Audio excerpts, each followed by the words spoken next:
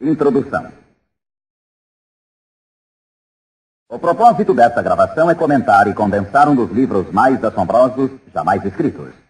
Pense e Fique Rico, de autoria de Napoleon Hill, que tem exercido influência na vida, realizações e fortunas de mais pessoas do que qualquer outro livro jamais publicado. Em todo o mundo livre existem atualmente milhares de pessoas que têm triunfado em todas as linhas de trabalho e que hoje ocupam suas boas posições porque um dia encontraram e compraram um exemplar de Pense e Fique Rico. Qualquer uma delas estará disposta a confirmar isso, e com toda satisfação. Uma descoberta valiosa. Descobri pela primeira vez esse notável livro no outono de 1949. Ajudou-me a decidir de uma vez por todas como alcançaria a meta a que me tinha proposto. Unificou meu pensamento e abriu-me um caminho reto e claro até o ponto a que eu havia decidido chegar. Um de meus melhores amigos, que encontrou o livro há anos, ficou tão fascinado pelo seu conteúdo que permaneceu em casa durante 3 dias, lendo e meditando acerca das ideias ali expostas. Depois, aplicou seus princípios e agora ocupa a posição mais alta dentro da indústria em que trabalha. Por outro lado, tenho estado nos escritórios de altos executivos e tenho escutado dirigentes de empresas famosos mundialmente, alguns com idade suficiente para serem meus pais. Todos eram unânimes em afirmar que após terem lido Pense e Fique Rico, seus negócios passaram a caminhar muito melhor. Qual é o segredo desse livro tão assombroso? Por que, entre milhares de livros sobre autoajuda, ele tem se mantido como a obra-prima mais destacada? Creio que para compreender o porquê, vocês teriam que conhecer Napoleon Hill, tanto quanto eu. Com certeza, não foi ele o primeiro homem que se rebelou contra a pobreza e contra a interminável luta ante a falta de orientação que via em seu redor quando ainda era um rapaz. Nem tampouco foi o primeiro a escrever sobre a matéria, mas possuía 2 habilidades únicas, altamente desenvolvidas, que raramente são encontradas num homem. A primeira era a maneira como focalizava seu tema. Hill procurava soluções para o êxito da mesma forma como um cientista busca trazer à luz da razão um segredo da natureza. Tratava de descobrir as formas do sucesso de igual maneira como Thomas Edison investigava os processos para chegar à luz elétrica, sem descanso, implacavelmente, até que a verdade, que sempre esteve ali, lhe foi revelada. Sua segunda virtude importante era a habilidade ou destreza para escrever sobre suas deduções, de tal forma que eram compreendidas intelectualmente num instante. Mas talvez o mais importante para este assunto em especial é que eram compreendidas também emocionalmente. O poder de modificar vidas. Quando alguém lê a última página de Pense e Fique Rico, já é um homem diferente. Um homem que se coloca de pé ao terminar a leitura e já começa a demonstrar as modificações que sofreu.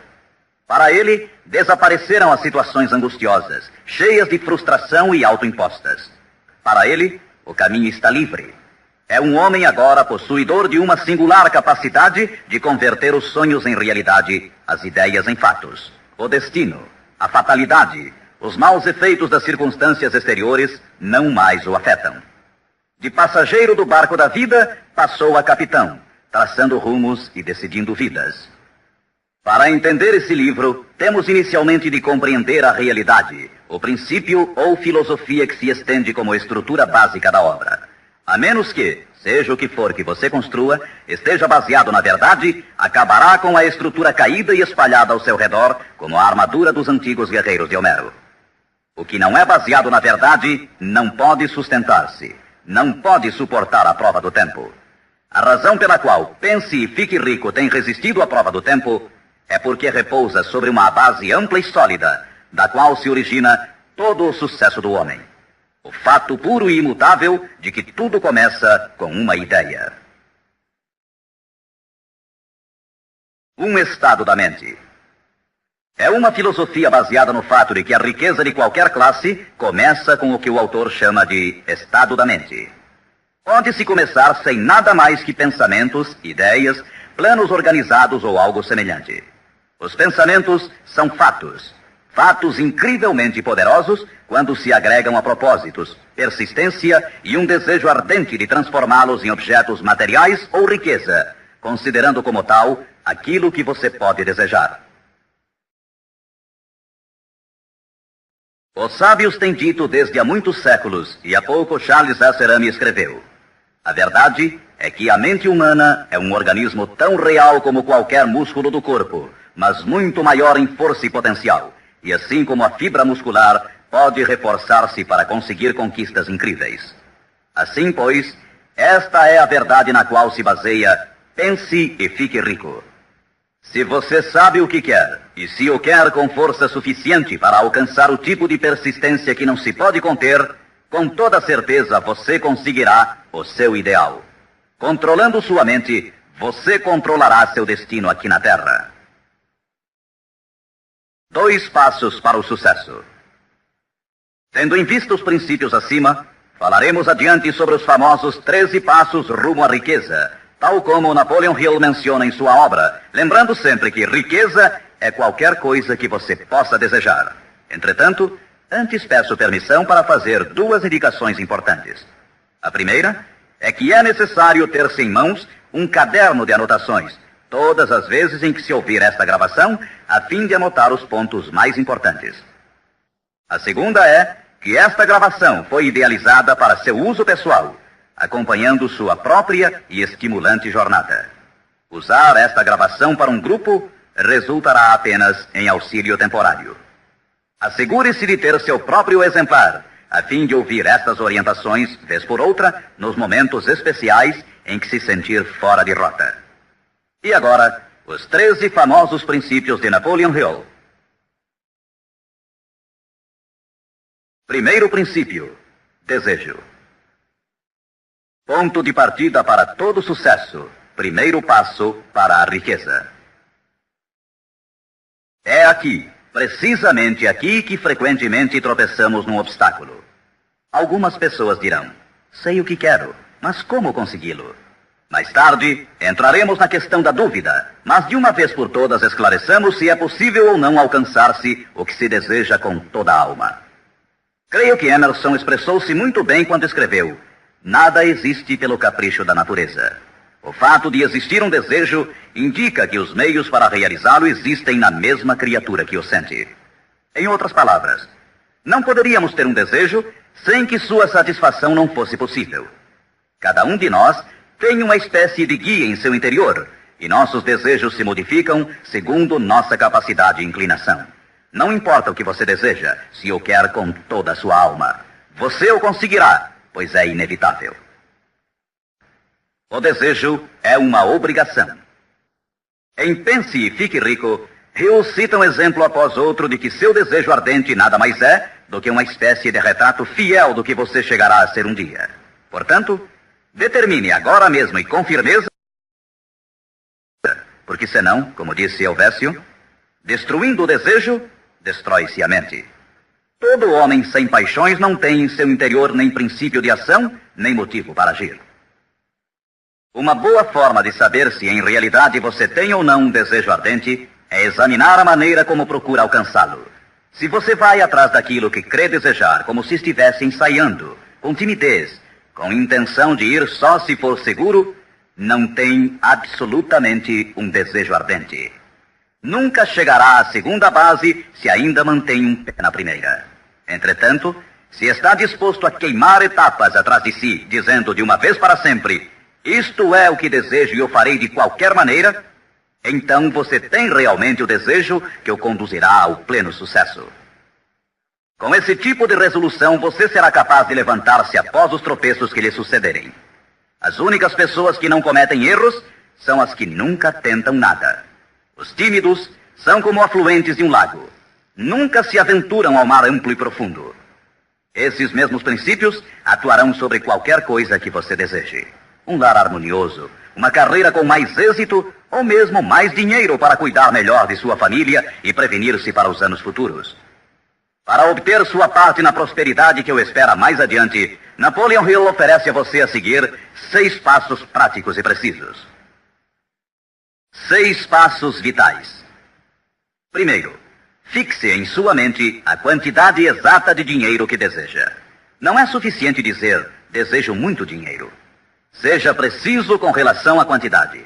Existe uma razão psicológica quanto a essa precisão e que será abordada posteriormente.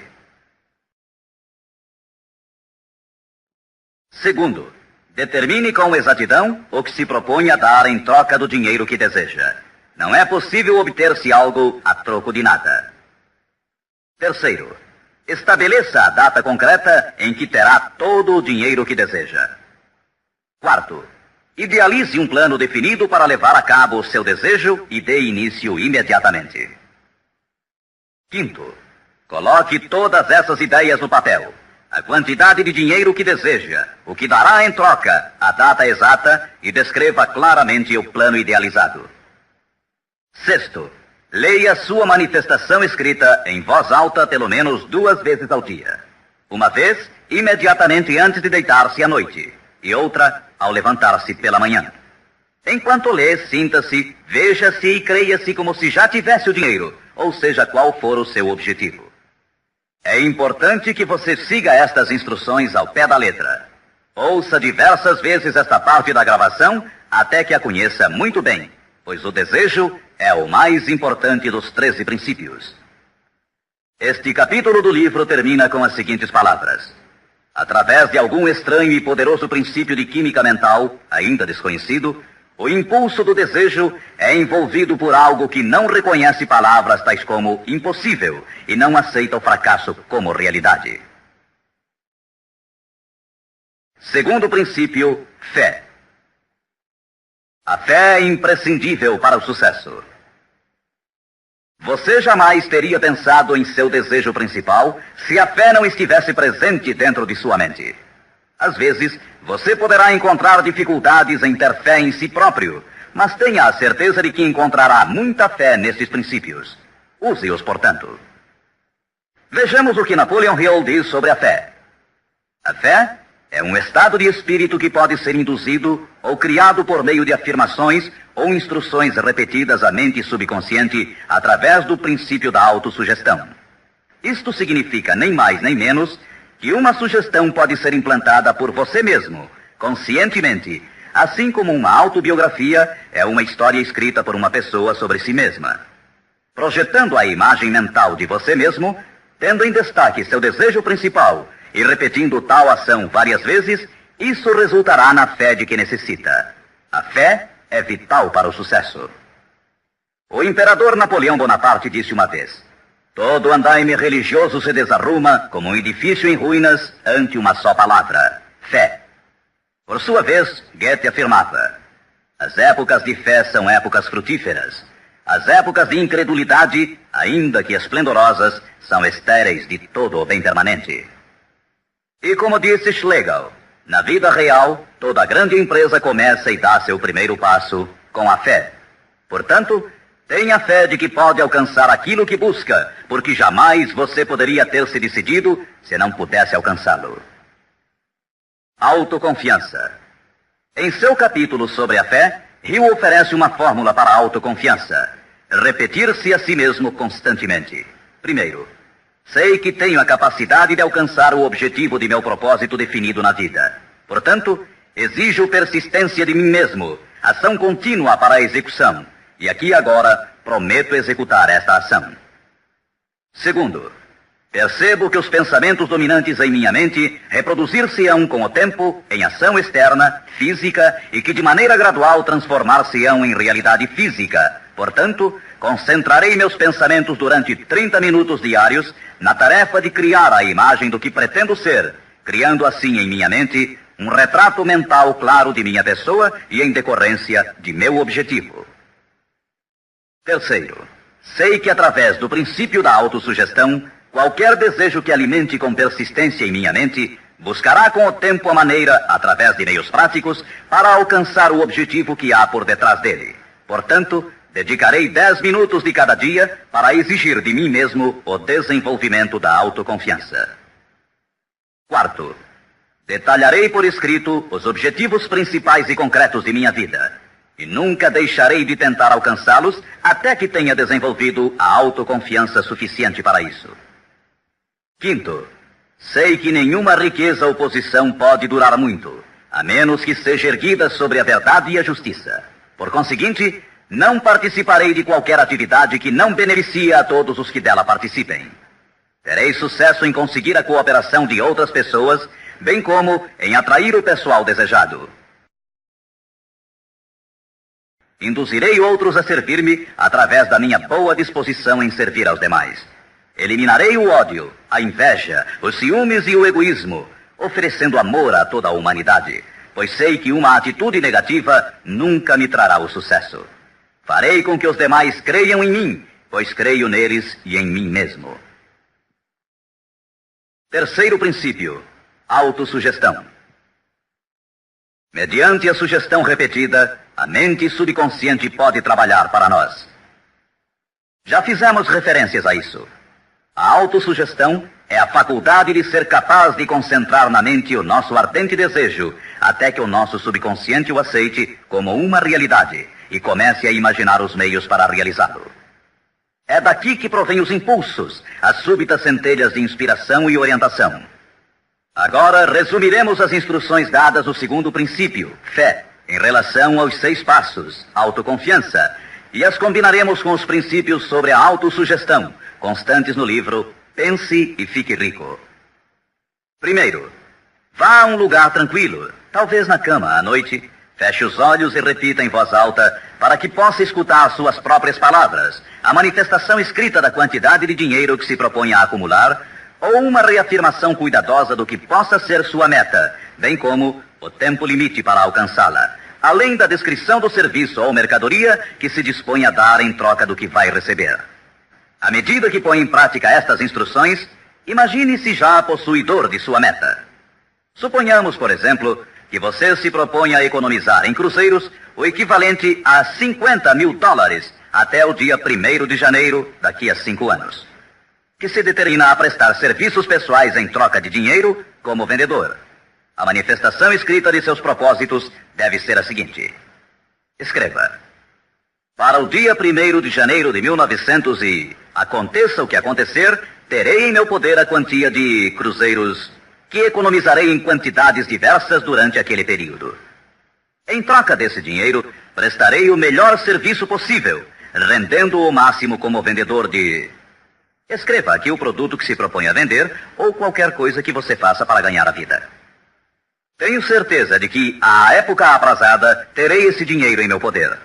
Minha fé é tão grande que já posso ver esse dinheiro diante de meus olhos. Posso tocá-lo com minhas mãos, pois está à espera de passar para meu poder, tão logo eu preste o serviço que proponho a desempenhar em troca dele. Estou preparando um plano para acumular esse dinheiro e eu seguirei à medida que o receba. Segundo, repita isto pela manhã e à noite, até que possa ver claramente em sua imaginação o dinheiro que se dispôs a acumular. Terceiro, coloque uma cópia do que escreveu onde possa vê-la dia e noite, quando se deitar ou levantar-se, até que possa recordá-la perfeitamente. Ao se dispor a colocar em prática estas instruções, você estará aplicando o princípio da autossugestão. Quarto princípio, conhecimento especializado. O integral conhecimento dos detalhes de seu trabalho ou produto é indispensável para alcançar o sucesso. Neste princípio, Hill destaca um ponto muito importante. O conhecimento constitui uma força somente quando está organizado num plano concreto de ação e dirigido a um fim definido. Ele nos diz: antes que você possa estar seguro de sua capacidade de transformar o desejo em seu equivalente monetário, necessitará de conhecimento especializado do serviço, mercadoria ou profissão que se dispõe a oferecer em troca.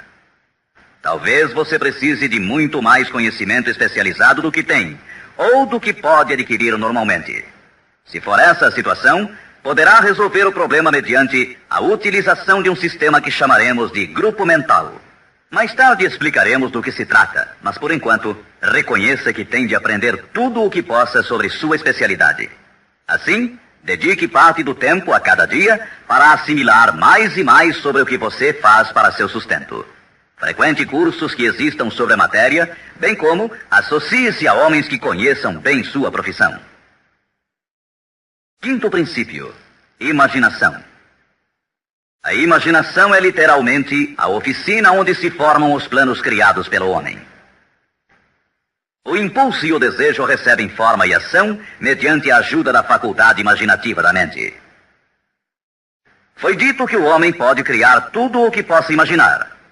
Como disse e ensina Napoleon Hill. Toda mente humana pode alcançar o que pode conceber e crer. A única limitação do homem dentro do razoável reside no desenvolvimento e emprego de sua imaginação e da subsequente motivação para a ação. A automotivação é a chave. Os maiores dirigentes de negócios, indústrias e finanças, os grandes artistas, músicos, poetas e escritores chegaram a ser os melhores porque desenvolveram a força da automotivação. Enquanto você desempenha seu trabalho diário, pense constantemente nos meios pelos quais poderia realizá-lo melhor, com maior eficácia. Pense nas modificações inevitáveis. Podem ser feitas agora? Se você sente limitações, lembre-se das palavras do famoso arquiteto Frank Lloyd Wright. A raça humana construiu com mais grandeza quando maiores eram as limitações e, portanto, quando mais era necessária a imaginação para construir. As limitações parecem ter sido sempre as melhores amigas da arquitetura. Quando você construir seu futuro partindo desse ponto de vista, não se preocupe com as limitações. Recorde que estas podem ser suas melhores amigas, posto que requerem imaginação se tivermos que nos levantar acima delas. E como disse Beecher, a alma sem imaginação é como um observatório sem telescópio. Sexto princípio: planejamento organizado. Para obtermos sucesso em um empreendimento que decida nossa vida, devemos ter planos perfeitos. Se você já decidiu qual é o seu desejo, qual é a sua meta, organizemos agora um plano para sua realização, de acordo com um programa. Citarei novamente: pense e fique rico. Você já sabe que tudo o que o homem cria ou adquire começa sob a forma de desejo. Transforma-se depois, do abstrato ao concreto, na oficina da imaginação, onde se criam e se organizam planos para sua transição. Você tem que ter um plano. Anteriormente, foram-lhe dadas instruções para adotar 6 passos práticos e definidos como seu primeiro movimento para traduzir o desejo que você possa ter em seu equivalente físico. Um daqueles passos era a formulação de um plano prático, concreto, através do qual aquela transformação pudesse ser efetuada. Primeiro, alie-se com uma ou mais pessoas, tantas quantas necessitar, para criar e pôr em prática seu plano ou planos para o acúmulo de dinheiro que marcou como sua meta, fazendo uso do princípio da reunião de inteligências. É o grupo mental, e isso é muito importante. Segundo, antes de formar seu grupo mental, decida quais as vantagens e benefícios que pode oferecer individualmente aos membros do grupo que a formam em troca de sua cooperação. Ninguém trabalhará de forma indefinida, sem alguma forma de compensação, ainda que esta não seja em dinheiro. Terceiro, reúna-se com os membros de seu grupo 2 vezes por semana, pelo menos, e com maior frequência, se possível, até que tenham aperfeiçoado o plano ou planos para a concepção de sua meta. Quarto, mantenha uma harmonia perfeita entre você e cada membro de seu grupo mental. Tenha em vista 2 fatos. Primeiro, você está comprometido em um empreendimento de importância básica. Para obter sucesso, tem que ter planos perfeitos. Segundo, deve ter a vantagem da experiência, instrução, capacidade e imaginação naturais de outras mentes. Este é o método seguido por todas as pessoas que têm se sobressaído da média. Dedique-se a isto até que tenha um plano formal bem organizado para alcançar seu objetivo. Desta forma, você nunca estará confuso ou pensando no que deve fazer em seguida. Cada manhã saberá com exatidão o que vai fazer e por que o fará. Adquira estas qualidades de dirigente. É neste capítulo de Pense e Fique Rico que Hill nos fala das características que deve ter o homem que dirige. Primeiro, determinação. Segundo, autocontrole. Terceiro, acurado senso de justiça.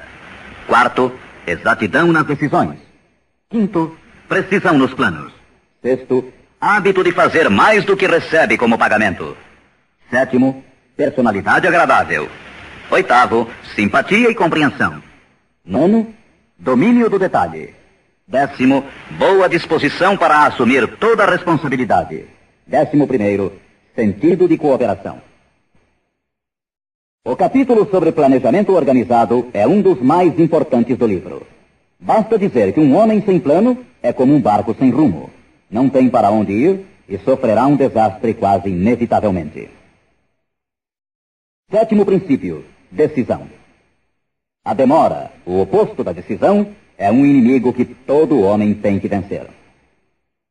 A análise minuciosa de mais de 25 mil homens e mulheres que experimentaram fracassos revelou que a falta de decisão estava na cabeça da lista das 30 causas principais do fracasso. A análise de várias centenas de pessoas que haviam acumulado fortunas superiores a $1 milhão demonstrou o fato de que cada um deles tinha o hábito de tomar decisões com rapidez e lentamente modificá-las à medida que houvesse necessidade de uma alteração. As pessoas que fracassaram em acumular dinheiro, sem exceção, quase sempre tinham o hábito de tomar decisões com lentidão e depois modificavam-nas com rapidez e frequência. Ter um objetivo concreto torna mais fácil a tarefa de tomar decisões rápidas. Entre os inúmeros exemplos citados por Hill, um dos mais conhecidos é o caso de Henry Ford. Uma das qualidades mais destacadas daquele industrial era seu hábito de tomar decisões concretas com rapidez e depois modificá-las com calma. Esse modo de ser era tão pronunciado em Ford que lhe deu reputação de obstinado. Foi essa aptidão que o impulsionou a continuar fabricando seu famoso modelo T, o automóvel mais feio do mundo, mas naquele tempo o mais prático, apesar de todos os seus assessores e alguns dos compradores insistirem para que ele o modificasse. Talvez Ford tenha demorado muito em fazer as alterações, mas o resto da história é que sua firmeza de decisão produziu-lhe uma enorme fortuna, sem que fosse necessário modificar o modelo, e seguramente a companhia hoje não está pior por isso. Quando você tiver uma ideia, apegue-se a ela. As pessoas que fracassam, em sua maioria, geralmente se influenciam com facilidade pela opinião dos demais, deixando-se inclinar sem dificuldades. Permitem que os jornais e falatórios dos vizinhos pensem por elas, mesmo sabendo que as opiniões são as mercadorias mais baratas da terra. Siga seu próprio conselho ao colocar em prática os princípios aqui descritos, tomando suas próprias decisões e seguindo-as. Não faça confidências a ninguém, exceto aos membros do seu grupo mental, e tenha muito cuidado na seleção desse grupo, escolhendo somente aqueles que simpatizem e harmonizem totalmente com seus propósitos. Os amigos íntimos e familiares, ainda que isto não signifique que o façam constantemente, atrapalham com suas opiniões, e às vezes por causa do ridículo. Milhares de homens e mulheres arrastam consigo complexos de inferioridade durante toda a vida, porque alguma pessoa bem intencionada, mas ignorante, destruiu toda a sua confiança através de opiniões ou expondo-as ao ridículo. Se uma decisão merece algo, você deve agarrar-se a ela até que a tenha desenvolvido completamente. Oitavo princípio: persistência. A força de vontade e o desejo, adequadamente combinados, constituem uma dupla irresistível. Segundo Hill, persistência é como a força de vontade e combina-se com o homem como o carvão ao aço. Em inumeráveis casos, a persistência tem sido a única diferença entre o sucesso e o fracasso. É a falta dessa qualidade, mais do que qualquer outra, que impede a grande maioria de triunfar. Tentam algo, mas tão logo o caminho se torna áspero, desistem. A experiência com milhares de pessoas tem demonstrado que a falta de persistência é uma fraqueza comum à maioria das pessoas. É um defeito que pode ser vencido pelo esforço. Se você quer realizar um determinado desejo, tem que formar o hábito da persistência. As coisas parecerão difíceis. Será como se já não houvesse razão para continuar. Tudo em você dirá que deve renunciar, que deixe de tentar. É precisamente então quando os homens se distinguem dos meninos. É aqui, exatamente quando se percorre essa distância extra e se continua adiante, que os horizontes se aclaram e os primeiros sinais da abundância que há de ser sua pela persistência começam a ser vistos. Com a persistência virá o sucesso. A persistência pode ser cultivada. A persistência é um estado mental, portanto, pode ser cultivada. Como todos os estados da mente, a persistência se baseia em causas definidas, e entre elas encontramos as seguintes. Primeira, unidade de propósito, saber o que se quer. Segunda, desejo. Terceira, confiança em si mesmo. Quarta, unidade de planos. Quinta, conhecimento preciso. saber que seu plano é firme. Sexta, cooperação. A simpatia, a compreensão e a cooperação harmoniosa dos demais tende a desenvolver a persistência. Sétima, força de vontade. Oitava, hábito. A persistência é resultado direto do hábito. Nono princípio, usar a força de seu grupo mental. Duas mentes que se unem nunca deixam de criar uma terceira força, invisível, intangível, que pode ser comparada a uma terceira mente. É neste capítulo que Hill descreve a importância de formar-se um grupo de pessoas que simpatizem com o seu desejo. Esse grupo mental pode ser integrado de 2 ou mais indivíduos que, eventualmente, possam ter planos semelhantes. Com a decorrência das reuniões, você perceberá muitas vezes, ao estar discutindo algo com outra pessoa, que de repente surgem-lhe boas ideias, que são resultado dessa associação. Ideias que nunca apareceriam sem ela. O mesmo sucede com a outra pessoa. Estimule seu pensamento. Grande quantidade de boas ideias tem brotado de mentes individuais como resultado de participação em grupo. Associar-se a pessoas para formar o grupo mental não deve ser confundido com o fato de deixar que outros pensem por você, mas é estimular seu próprio pensamento através da associação com outras mentes. Ninguém sabe tudo. Quanto mais afins sejam as mentes reunidas, mais informações interrelacionadas estarão disponíveis. As grandes ideias são uma combinação de informações análogas. Assim, você deve escolher os membros de seu grupo com cuidado.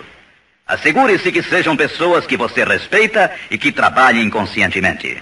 Todos se divertirão muito e alcançarão suas metas muito antes. 10º princípio, entusiasmo. O entusiasmo provém da canalização de todas as energias corporais em termos positivos e louváveis. É neste capítulo que Napoleon Hill descreve a importância da mulher. A mulher que quase sempre auxilia o homem que luta pela consecução de metas meritórias. A opinião de Hill é de que praticamente todo dirigente é homem cujos êxitos foram inspirados em grande parte por uma mulher. Quando as coisas andarem mal, e pode estar seguro que isso ocorrerá em algumas ocasiões, você ver-se-á abandonado até pelos que você pensava que eram seus amigos. Mas se você conseguiu uma boa mulher, nunca estará só. Ela sempre o impulsionará a recomeçar uma e outra vez se necessário, e lhe dará um novo entusiasmo que nasce de sua fé em você. Ter alguém a quem amar é ter alguém com quem compartilhar seu êxito e realizações, que lhe felicite com o elogio que todos necessitamos de vez em quando. Um homem pode chegar a triunfar sem sua esposa e sem filhos, mas a plenitude da alegria se obtém através deles. Cuide de sua esposa e filhos como de seu maior tesouro. 11º princípio, a mente subconsciente.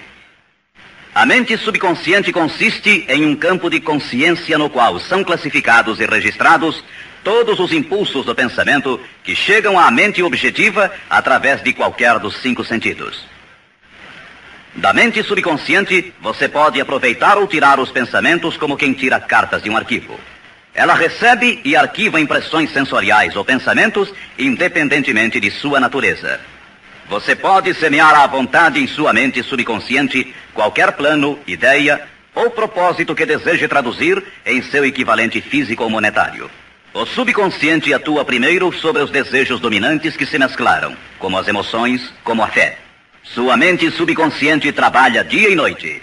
Mediante um procedimento ainda desconhecido para o homem, a mente subconsciente toma da inteligência infinita poder para transformar de maneira espontânea o desejo próprio no seu equivalente físico, usando sempre os meios mais práticos mediante os quais pode alcançar seu fim. Não é possível controlar completamente a mente subconsciente, mas pode-se entregar a ela qualquer plano, desejo ou propósito para que seja transformado em algo concreto. Ninguém sabe muito sobre o que chamamos a mente subconsciente ou mesmo de subconsciente. Sabemos que é incalculavelmente poderosa e que pode solucionar nossos problemas se corretamente empregada. A melhor forma é manter na mente consciente, tão frequentemente quanto possível, uma imagem clara de si mesmo, como se já tivesse alcançado a meta desejada. Defina-a com clareza e projete-a na tela de sua mente. Retenha-a. Veja-se fazendo e tendo as coisas que obterá depois de alcançado seu objetivo.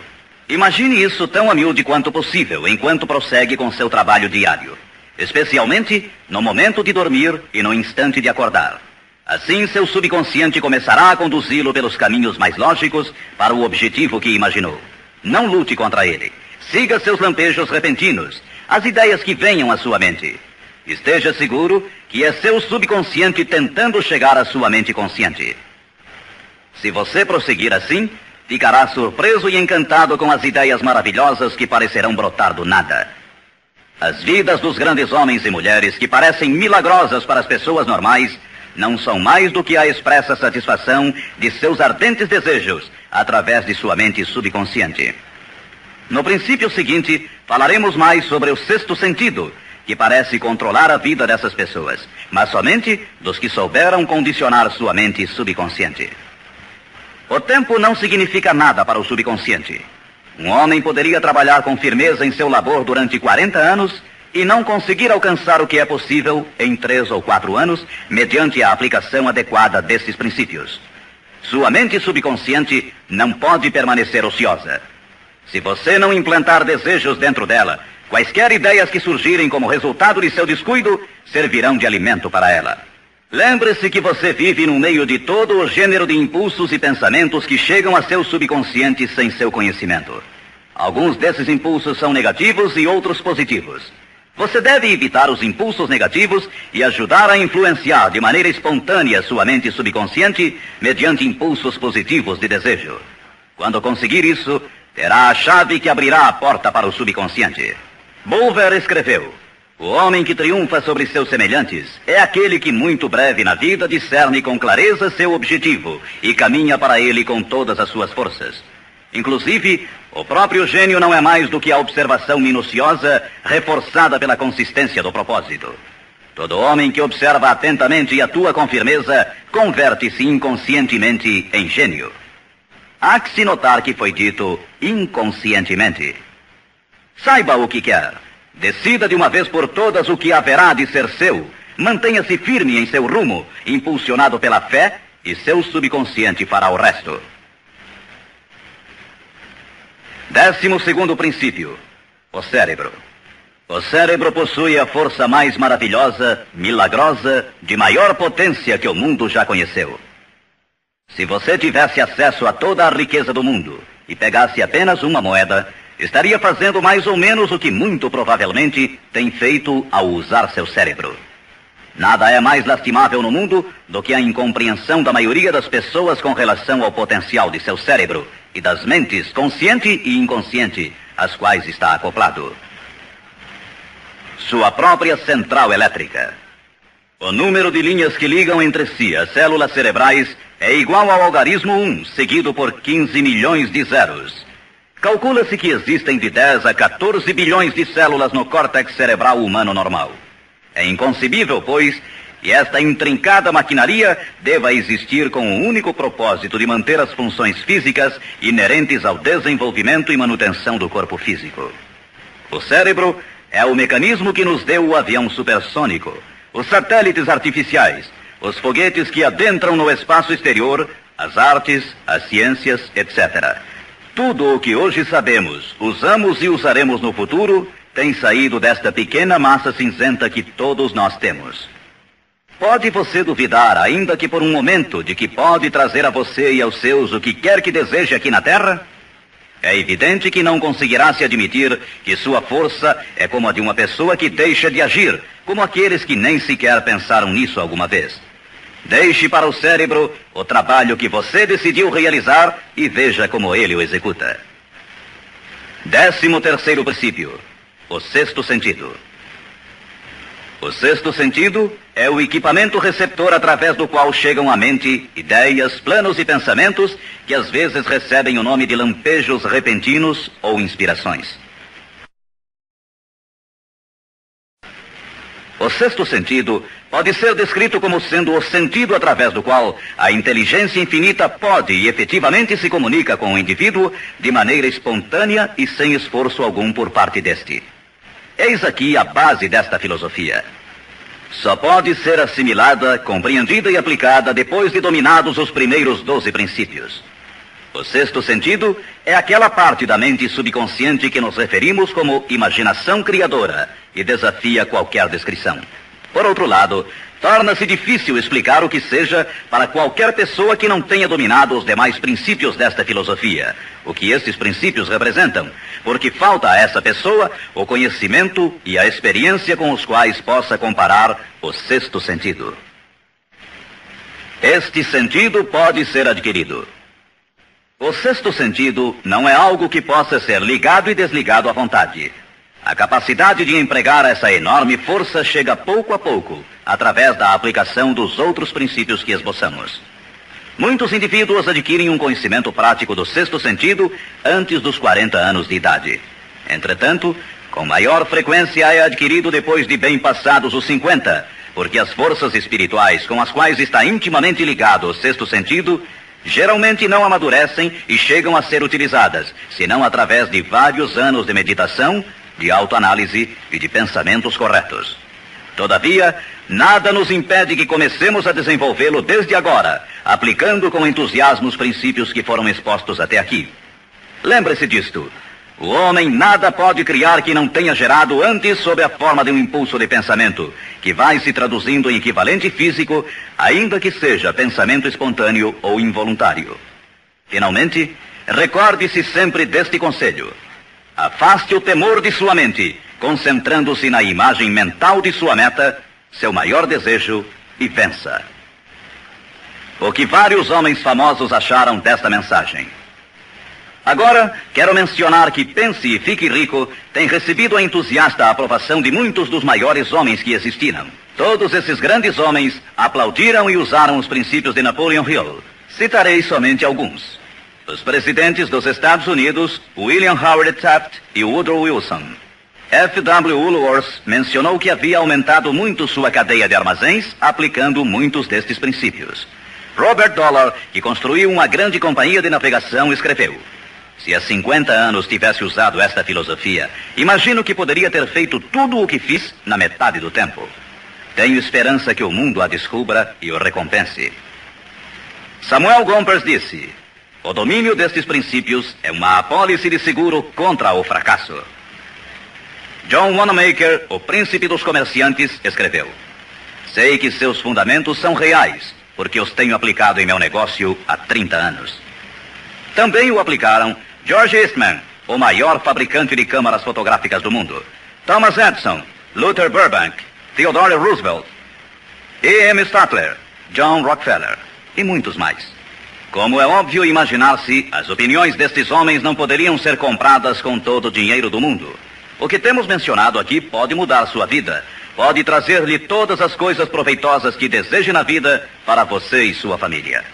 Afaste-se da média, do medíocre e enderece seu rumo de acordo com os sonhos de seu coração. Estes 13 princípios não o decepcionarão nunca enquanto você os empregar.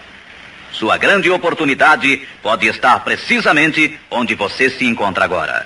Siga estas instruções fielmente e o resultado aparecerá diante de você. A última recomendação de Napoleon Hill: não procure a oportunidade longe. Assim, a reconheça e aproveite-a onde você se encontra.